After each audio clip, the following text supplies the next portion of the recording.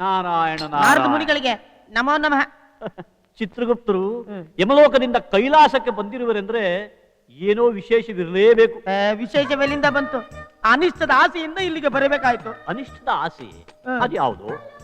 ಏನು ಆಸೆ ಇರದ ನನಗೆ ಆ ಸಿಂಹಾಸನದ ಆಸೆಯನ್ನು ತೋರಿಸಿ ಅದು ಯಾವನೋ ಸಾಲಾಗಿ ಹೋಗುತ್ತಿದ್ದ ಇರುವೆಯನ್ನು ಕರೆದು ಹಿಡಿದು ಅದು ಎಲ್ಲಿಯೋ ಬಿಟ್ಟುಕೊಂಡಂತಾಗಿದೆ. ನಾರಾಯಣ ನಾರಾಯಣ. ಕರೆದು ಮಗಳನ್ನು ಕೊಟ್ಟರೆ ಅಳಿಯನಿಗೆ ಮಲರೋಗ ಎಂಬಂತಾಯ್ತು ನಿಮ್ಮ ಮಾತು. ಅಯ್ಯೋ, ನಿಮ್ಮ ಬಳಿ ಮಾತನಾಡಲು ಸಾಧ್ಯವಿಲ್ಲ. ಅಷ್ಟು ಅಸಾಧ್ಯನೇ ನಾನು. ಸ್ವಾಮಿ, ನಿಮ್ಮ ಪಾದವನ್ನು ಕೊಡಿ. ಎಳೆಯಲು ಮುಗಿಯಲು? ಅಯ್ಯೋ, ನನ್ನ ತಲೆಯ ಮೇಲಿಟ್ಟುಕೊಳ್ಳಲು. ಅದು ಸಿಂಹಾಸನ ದಕ್ಕಿದ ಮೇಲೆ ಚಿತ್ರಗುಪ್ತ. ಸಿಂಹಾಸನ ಸಿಗುವುದೋ ಇಲ್ಲವೋ ಹೇಳಿ. ಹೇಳುತ್ತಾ ಕೇಳುತ್ತಾ ನಿಂತರೆ ಅದು ಆಗದು. ಪ್ರಯತ್ನಕ್ಕೆ ಫಲ ಇದ್ದೇ ಇದೆಯಲ್ಲ. ಸಿಂಹಾಸನ ಸಿಗುವುದಾದರೆ ನಾವು ಏನನ್ನು ಬೇಕಾದ್ರೂ ಮಾಡಲು ಸಿದ್ಧ. ಏನನ್ನೂ ಮಾಡಬೇಕಾಗಿಲ್ಲ. ನಾನು ಹೇಳಿದ್ದನ್ನು ಪ್ರಾಮಾಣಿಕವಾಗಿ ನಡೆಸಿದ್ರೆ ಸಾಕು. ಹಾಗಾದ್ರೆ ಹೇಳಿ.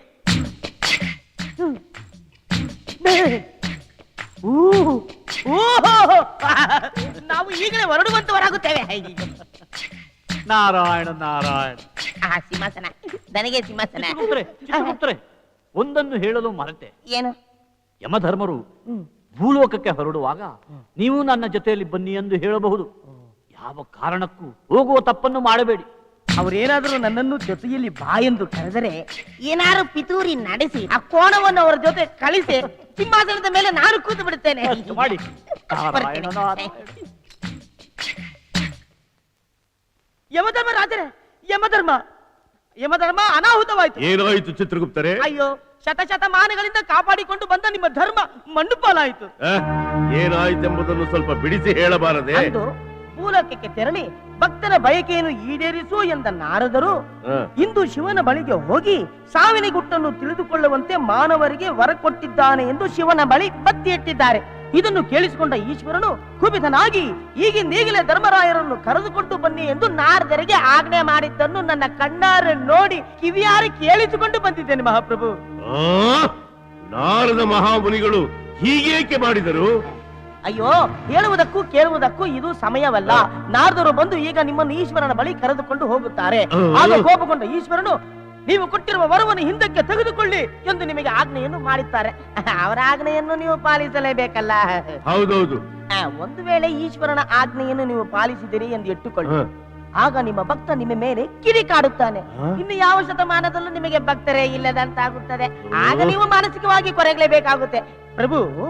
ಅದಕ್ಕೆ ನಾರದರಿಗೆ ಸಿಕ್ಕಿ ಈಶ್ವರನ ಆಜ್ಞೆಯನ್ನು ಪಾಲಿಸುತ್ತೀರೋ ಇಲ್ಲ ನಾರದರಿಗೆ ಸಿಗದೆ ನಿಮ್ಮ ಭಕ್ತನ ಕೈ ಹಿಡಿಯುತ್ತೀರೋ? ವಿಷಯ ಬಹಳ ಜಟಿಲವಾಗಿದೆಯಲ್ಲ ಚಿತ್ರಗುಪ್ತರೆ. ನಾನು ಇದುವರೆಗೂ ಯಾರಿಗೂ ವರವನ್ನು ಕೊಟ್ಟಿಲ್ಲ. ಹಾಗೆ ಕೊಟ್ಟ ವರವನ್ನು ಹಿಂದಕ್ಕೂ ಪಡೆದಿಲ್ಲ. ಅಂದ ಮೇಲೆ ನಾನು ನಾರದರ ಕೈಗೆ ಸಿಗದೇ ಇರಲು ಯಾವ ಲೋಕಕ್ಕೆ ಹೋಗಬೇಕು? ನಿಮ್ಮ ಭಕ್ತನಿರುವ ಭೂಲೋಕಕ್ಕೆ. ನಾನು ಭೂಲೋಕಕ್ಕೆ ಹೋಗುವುದೇ? ಅದು ಸಾಧ್ಯವಿಲ್ಲದ ಮಾತು. ಹಾಗಾದರೆ ಈಶ್ವರನ ಆಜ್ಞೆಯನ್ನು ಪಾಲಿಸಿ ನಿಮ್ಮ ಭಕ್ತನನ್ನು ಕೈ ಬಿಡಿ. ಅದು ಸಾಧ್ಯವಿಲ್ಲ. ಹಾಗಾದರೆ ನೀವು ಕೊಟ್ಟಿರುವ ವರವು 90 ದಿನಗಳಾಗುವವರೆಗೂ ನೀವು ಭೂಲೋಕಕ್ಕೆ ತೆರಳಿ. ಆಗ ನಿಮ್ಮ ಭಕ್ತನ ಬಯಕೆಯನ್ನು ಈಡೇರಿಸಿದಂತಾಗುತ್ತದೆ, ಈಶ್ವರನ ಆಜ್ಞೆಯನ್ನು ಪಾಲಿಸಿದಂತಾಗುತ್ತದೆ. ಫಲ ಹಾಗಿದ್ದರೆ ಇಬ್ಬರೂ ತೆರಳುವುದು ಒಳ್ಳೆಯದು. ಇಬ್ಬರು? ಯಾರಿಬ್ಬರು? ಅದೇ ಸದಾನಂದ ಬಲಗೈ ಭಟ್ಟನಂತಿರುವ ಚಿತ್ರಗುಪ್ತರು. ಯಮಧರ್ಮರು ಭೂಲೋಕಕ್ಕೆ ಹೊರಡುವಾಗ ನೀವು ಜೊತೆಯಲ್ಲಿ ಬನ್ನಿ ಅಂತ ಹೇಳಬಹುದು. ಯಾವ ಕಾರಣಕ್ಕೂ ಹೋಗುವ ತಪ್ಪನ್ನು ಮಾಡಬೇಕು. ಯಮಧರ್ಮರು ಏನಾದರೂ ನನ್ನನ್ನು ಜೊತೆಯಲ್ಲಿ ಬನ್ನಿ ಎಂದರೆ ಏನಾದರೂ ಪಿತೂರಿ ನಡೆಸಿ ಆ ಕೋಣವನ್ನು ಅವರ ಜೊತೆಯಲ್ಲಿ ಕಳಿಸಿ ಸಿಂಹಾಸನದ ಮೇಲೆ ನಾನು ಕೂತು ಬಿಡುತ್ತೇನೆ. ಅಷ್ಟು ಮಾಡಿ. ನಾನೇ ಪ್ರಭು. ಶಾಂತಂ ಪಾಪಂ ಶಾಂತಂ ಪಾಪಂ. ಧರ್ಮವನ್ನು ಕಾಯಲು ಒಂಟಿಯಾಗಿ ಹೋಗಬೇಕು, ಜಂಟಿಯಾಗಿ ಹೋಗಬಾರದು. ನಾವು ಭೂಲೋಕಕ್ಕೆ ಹೋದಾಗಲೆಲ್ಲ ಸಿಂಹಾಸನ ಬರಿದಾಗಿರುತ್ತದೆ. ಆಗ ಚಿತ್ರಗುಪ್ತರು ಓ ಈಗರ್ಥವಾಯಿತು. ನಾನು ಹೋಗಬೇಕಾದ್ರೆ ಕೋಣನನ್ನು ಬಿಟ್ಟು ಆ ಚಿತ್ರಗುಪ್ತನನ್ನು ಎಳೆದುಕೊಂಡು ಹೋಗುತ್ತೇನೆ. ಓ ಚಿತ್ರಗುಪ್ತರು ಆಲೋಚನೆಯಲ್ಲಿರುವಂತೆ ಕಾಣುತ್ತದೆ. ಅಯ್ಯೋ, ಆ ಆಸೆನೂ ಇಲ್ಲ, ಈ ಆಸೆನೂ ಇಲ್ಲ. ಮೊದಲು ನೀವು ಹೊರಡುವಂತವರಾಗಿ. ನಾನು ಭೂಲೋಕಕ್ಕೆ ತೆರಳುವ ಮುನ್ನ ನನ್ನ ಆಜ್ಞೆಯನ್ನು ಪಾಲಿಸುತ್ತೇನೆ ಎಂದು ನೀವು ನನಗೊಂದು ಮಾತನ್ನು ಕೊಡಬೇಕು. ನಿಮಗೆ ಒಳ್ಳೆಯದಾಗುವುದಾದರೆ ನಿಮ್ಮ ಯಾವ ಆಜ್ಞೆಯನ್ನಾದರೂ ಪಾಲಿಸುತ್ತೇನೆಂದು ಭಾಷೆ ಕೊಡುತ್ತಿದ್ದೇನೆ. ಹಾಗಾದರೆ ನೀವು ನನ್ನೊಂದಿಗೆ ಭೂಲೋಕಕ್ಕೆ ಬರಬೇಕು. ಇದೇ ನಾನು ನಿಮಗೆ ವಿಧಿಸುತ್ತಿರುವ ರಾಜಾಜ್ಞೆ.